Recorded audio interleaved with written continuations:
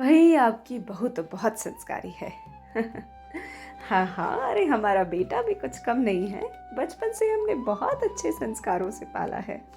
क्या बात है, क्या बात है, बड़े ही सुसंस्कृत परिवार है। आहा हा हा, मजा आ गया। Oh God, thank you so much for tuning in to this episode and today's word is संस्कार। ये वर्ड सुनते ही ना हम सब लोग चले जाते हैं तुलसी ईरानी के मूड में। क्योंकि सास भी कभी बहू थी एंड कहानी घर घर की। एक्चुअली हमारे आधे से ज़्यादा इन्फॉर्मेशन का सोर्स ना ये TV channels, TV serials and movies यही सब रह गए हैं, और आजकल web series. But anyways, we are on a mission to learn the right meaning of each word. As many as I can cover, I'll try to. So let's decode today's word. संस्कार। संधि विच्छेद तो पढ़ा होगा school में। Like एक word है, वो दो वर्ड से मिलके बना है, तो उसको कैसे तोड़ना है। In case of this word संस्कार, इसका संधि विच्छेद होगा समकार। कार is kr, that is work, that is done, and some means properly. So something that is properly done, that is samskar.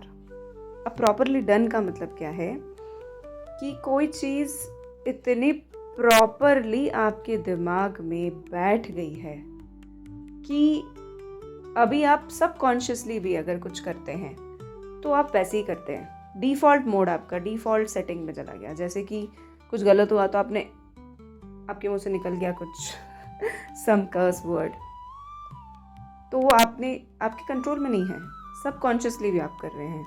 मंदिर देखा, देखते ही आपका गर्दन झुक गया, आपने हाथ जोड़ लिए, वो आप ऑटोमेटिक मोड में चल रहे हो। तो कोई चीज़ इतनी सही तरीके से या पूर्ण तरीके से आपके सिस्टम में बैठ चुकी है, उसको कहते हैं संस्कार। अब अच्छी चीज़ें भी आप करते हो, बुरी चीज़ें भी करते हो, तो संस्कार अच्छे भी होते हैं और संस्कार बुरे भी होते हैं। अब लेकिन मुझे ये बताओ, कौन पेरेंट्स आप अपने बच्चों को बुरे संस्कार देना चाहते हैं? भाई खुद कैसे भी हों, लेकिन बच्चों से तो हम आप करके बात करते हैं। ये नहीं करना, ये नहीं करना, ऐसे करना, ऐसे करना। 90% ऑफ द कम्युनिकेशन हमारे बच्चों के साथ हमारा यही होता है कि उन्हें क्या करना चाहिए, क्या नहीं करना चाहिए। बट बात ही तो यही है कि संस्कार, दैट इज आपके मन में किसी चीज़ का इम्प्रेशन, छाप किसी के बोलने से नहीं पड़ता हमेशा। वॉट यू सी, आप जिस एनवायरनमेंट में हो, आप जो उठते बैठते जागते सोते आप ऑब्जर्व कर रहे हो, सुन रहे हो, देख रहे हो, वो चीज़ जब कंटिन्यूसली आपके ऑब्जर्वेशन में आती है, तब वो आपका डिफ़ॉल्ट सेटिंग मोड भी बन जाता है।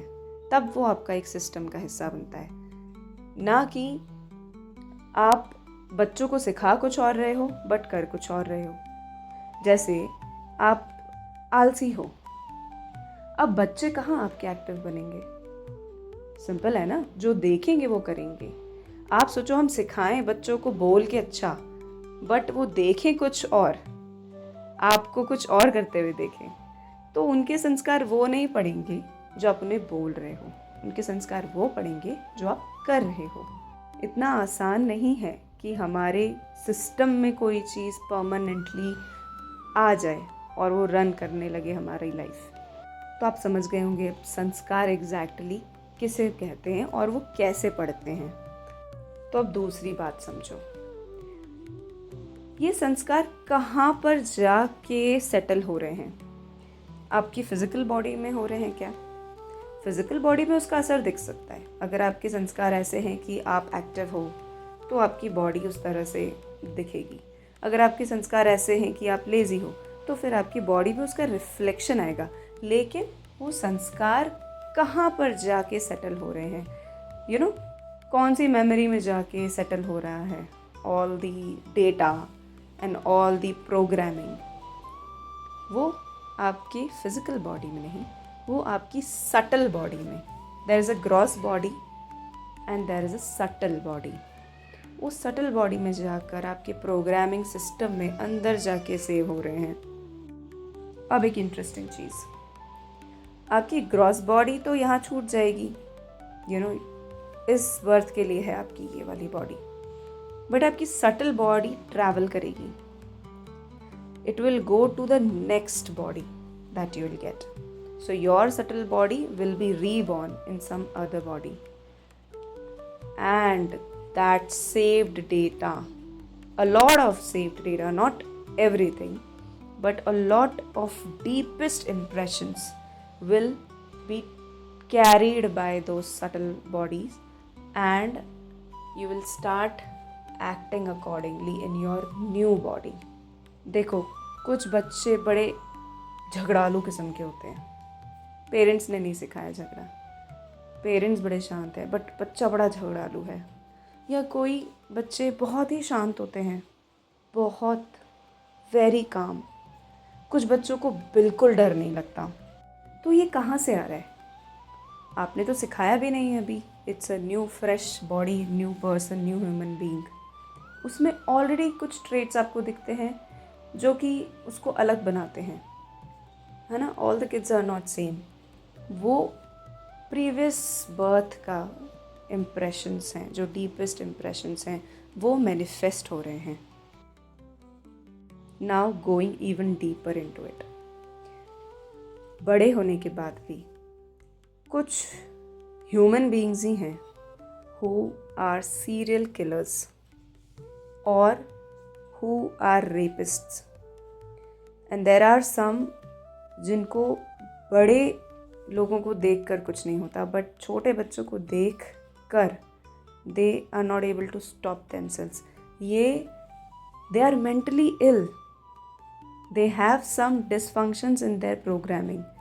Where is it coming from? ज़रूरी नहीं है कि इसी लाइफ में वो ऐसे एनवायरनमेंट में रहा हो। May be in the previous birth that person has seen a lot of such things कि उसके डीपेस्ट इम्प्रेशंस में वो चीज़ बैठी है, और वो कभी ना कभी ज़रूर अपने आप को एक्सप्रेस करती है।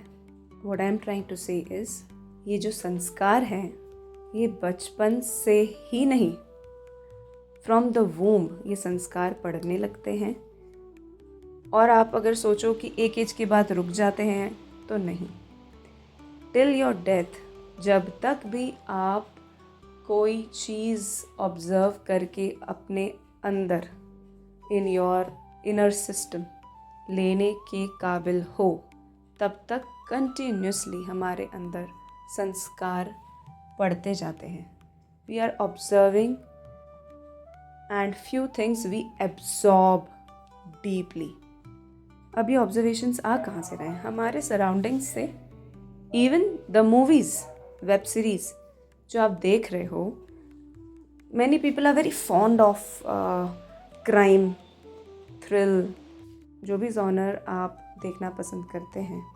You are deeply absorbing everything. आपके सिस्टम में आप उसका डेटा चढ़ाते जा रहे हो, तो वो बैठेगा, आपके डीप कोर में एब्जॉर्ब होगा, और आपको क्या लगता है वहाँ जाके न्यूट्रलाइज हो जाएगा? No, it will express itself in some or the other way at some or the other point. If not in this birth, then in the next. अब उसका एक्सप्रेशन कैसे भी हो सकता है। You yourself can become a criminal, or you can be inclined towards law. So you might become a lawyer or a judge. तो ये सब आप देख रहे हो। आप अपना सबका ऑब्जर्व कर लो कि कोई किसी चीज़ की तरफ इंक्लाइंड है, कोई किसी चीज़ की तरफ इंक्लाइंड है। वो एक्सप्रेशन है, दैट इज़ आउटकम। बट उससे पहले इनपुट पड़ चुका है, और जो इनपुट पड़ा है उस इनपुट के हिसाब से आउटकम आता रहेगा। The chain has to complete itself, it can't stop. किसी को देखा है तड़पते हुए, जब उसे कुछ करना है लेकिन वो कर नहीं पा रहा है, तो आपके अंदर कितना फ्रस्ट्रेशन डेवलप होता है। So it has to express, जो आपके अंदर गया है वो एक्सप्रेशन बनकर बाहर निकलेगा ही। That is the power of संस्कार। सो अब इतना जानने के बाद तो ये कहना सही ही होगा कि please be aware of your surroundings, be very careful of what you watch, what you here. Experiment करना है ना कभी, तो देखना आप सोने से पहले क्या सुन रहे हो, क्या देख रहे हो, और सो के उठ के आपका वही मूड कंटिन्यू होगा। ऑब्जर्व कर लो, वो हमारे क्लाउड में चीज़ें सेव हो जाती हैं, और इस क्लाउड का स्टोरेज बहुत बड़ा है, बहुत बड़ा। You don't need to pay extra for extra GB, you have access to unlimited storage space. तो ये था आज का शब्द संस्कार। नेक्स्ट टाइम आप ये शब्द सुने तो प्लीज़ तुलसी ईरानी वाले मोड में ना चले जाएं, सही मीनिंग समझें, और जब आपको कोई गलत करता हुआ भी दिखे, so have pity on that person. उसके कहीं ना कहीं इसके वो पुराने संस्कार हैं जो एक्सप्रेस हो रहे हैं।